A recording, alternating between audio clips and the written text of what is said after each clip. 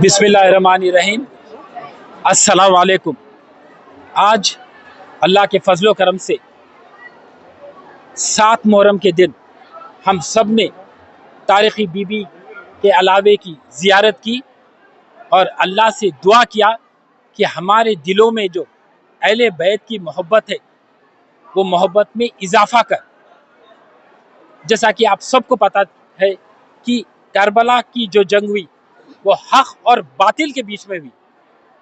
हक़ इमाम हुसैन, बातिल यजीद और उसकी फौज, मगर जीत हक़ की हुई। यजीद चाहता था कि इमाम हुसैन उसके हाथ पे बैत करे, मगर इमाम हुसैन को ये गवारा नहीं था। इमाम हुसैन को सर कटाना गवारा था, पर उसके हाथ पे बैत करना गवारा नहीं था। जंग हुई, 72 शुहदाए करबला शहीद हुए। 100 साल गुजर गए करबला की जंग को, मगर तारीख गवाह है कि यजीद के ऊपर अजाब बरसता है और यजीद के ऊपर हम लानत भेजते हैं और हर जबान पर एक ही नाम रहता है, इमाम हुसैन का, क्योंकि उन्होंने हक के परचम को बुलंद किया। अपने जानों की पेशकश करके इस्लाम की अजमत के लिए, वक़ार के लिए और सच्चाई के लिए उन्होंने यजीद के सामने नहीं झुका। तो ये मुक़द्दस महीना कुर्बानियों का महीना है।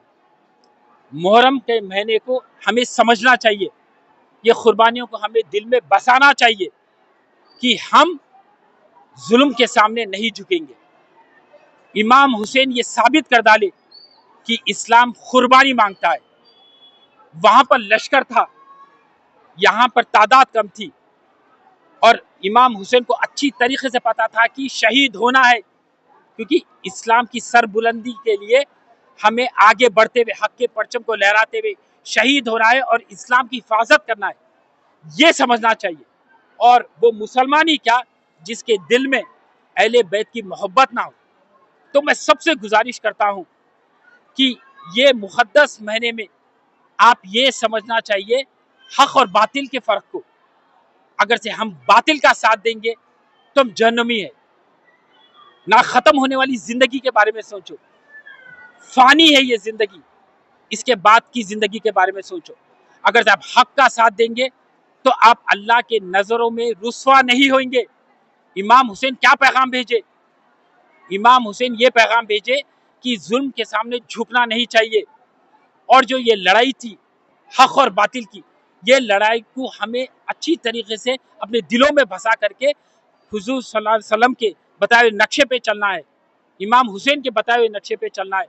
तो मैं अल्लाह से दुआ करता हूँ कि ऐ अल्लाह हमारे दिलों में अहले बैत की मोहब्बत को इजाफा कर और अहले बैत की कुर्बानी जो पूरे देते हुए आए, वो कुर्बानियों का जो जज्बा है हमारे दिल में भी बेदार कर।